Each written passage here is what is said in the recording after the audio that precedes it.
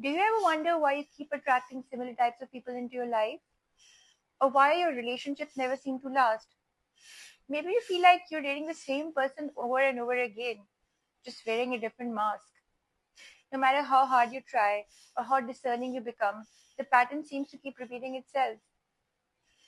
There's a psychological reason behind it, and it goes back to the time when you learned how to love and connect in your childhood. That is what attachment theory is, and I'm going to talk about that today in my video. So, according to psychologist John Bowlby, there are four main attachment styles, and the type that you develop depends on the relationship and bond that you formed in the first 3 years of your life with your primary caregiver. The first type is the secure attachment style. If you grew up with caregivers who were emotionally present, comforted you when you were upset, listened to you, and made you feel safe and loved consistently, then you're more likely to develop a secure attachment. These are people who grow up with a strong sense of self worth. They are emotionally available, are able to communicate their needs openly, and do not see love as something that they have to constantly strive and fight for. In most cases, they come from homes where there was emotional safety, nurturing, affection, and consistency.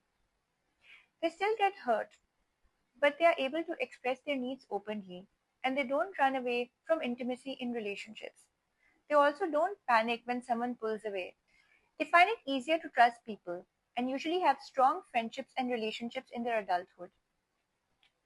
They have enough self trust that if a relationship ends, they're able to start over again without their world crumbling apart. The next three attachment styles are the insecure types of attachment. Just because you identify with an insecure style of attachment does not mean that you cannot evolve and grow to become securely attached. The next attachment type that I'm going to talk about is the anxious style of attachment. Maybe you grew up in a home where your emotional needs were not met consistently. Sometimes your caregivers were present and sometimes they were not. Maybe one of them was physically absent for long periods of time due to work or any other reason.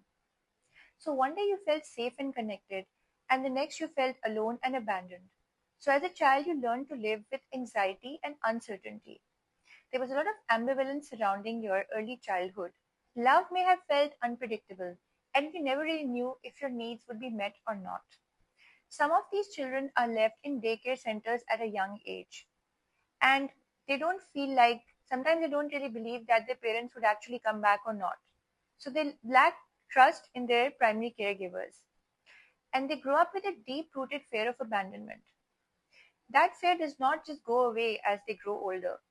They carry that deep rooted fear into their adult relationships and then constantly crave reassurance from their partners. They tend to overthink small shifts in behaviors and moods and tend to panic when their partners pull away or become distant, imagine the worst, and constantly fear being abandoned or replaced. They also become the overgiver, rescuer, or fixer in the relationship.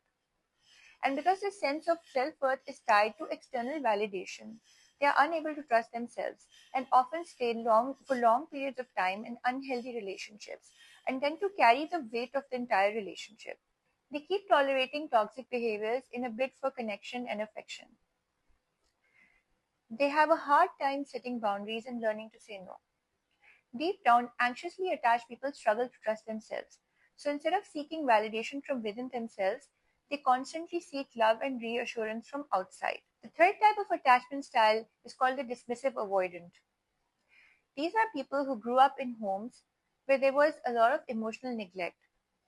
The caregivers may have been physically present but emotionally unavailable. So early on, they learned that expressing emotional needs was not safe because their emotions may have been met with rejection, shame, or emotional withdrawal. As children, they learned that it was not safe to openly express their needs. Vulnerability could have been met with shame, rejection, criticism, or emotional withdrawal. Over time, they stopped expecting comfort from people altogether and learned to rely on themselves only.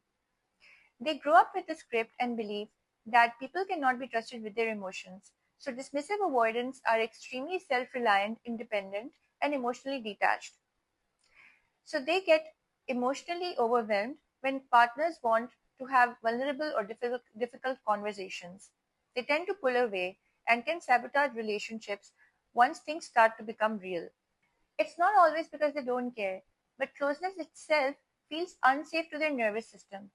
Their childhood taught them that depending on others leads to disappointment, rejection, or disapproval. So they emotionally pull back and become distant in order to protect themselves. Dismissive avoidance can appear cold, extremely independent, and self reliant. Often, anxiously attached people are attracted to dismissive avoidance. This is because they're carrying their childhood wounds which are unresolved, and their needs were not met emotionally in their childhood by their primary caregiver.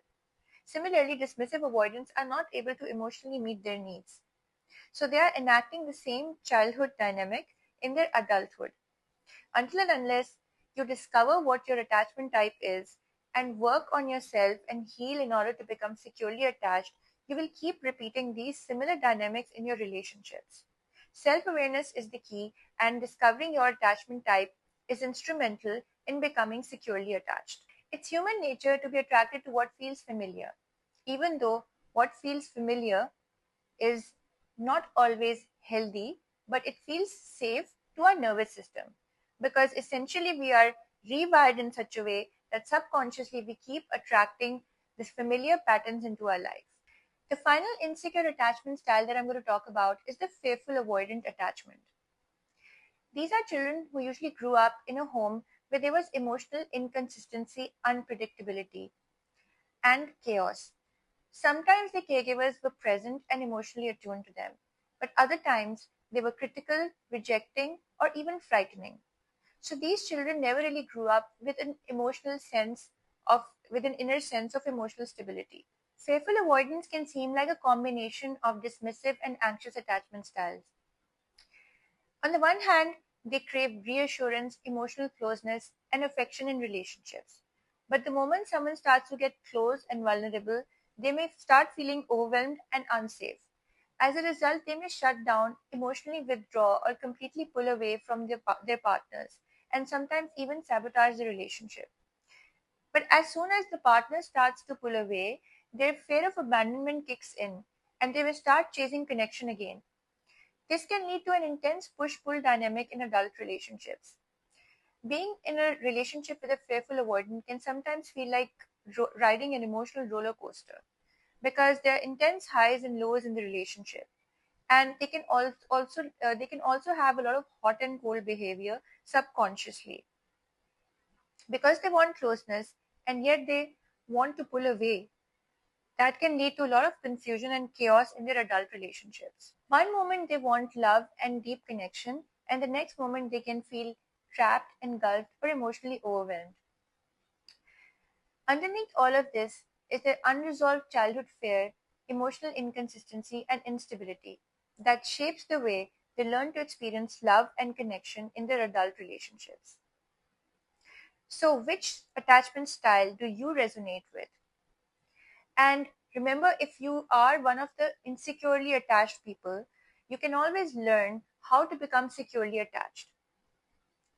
If you want to learn how to become a securely attached person, you can click the link in my bio or you can DM me on Instagram on coachingwithhina.com.